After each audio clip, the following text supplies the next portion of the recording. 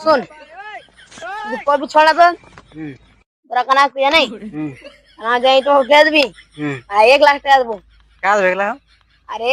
1 लाख दियो का 1 लाख दो तो इतना उठा दे। का है का देखला अबे मायने के यो 1 लाख मतलब मायने मतलब तेरा कहना ओकरा।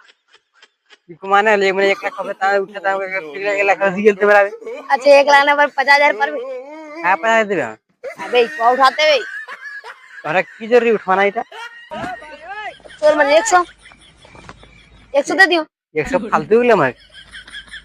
अरे इतना उठाते इतना बहुत भारी है बाहर दिया नहीं पारे थोड़ा नहीं कहले 100 फालतू मर गए पारते तब ने तो 100 दी पारवन करते वक्त से इतना 100 दी तो या तुरे में तो 100 हम किने ले पार्टे बता के हम ना पारी ये तब नहीं जानी है असले ये भी 1 लाख रुपए मानते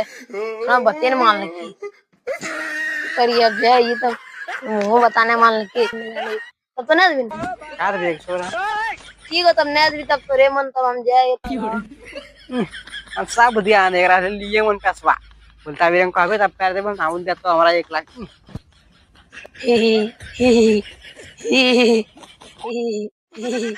ही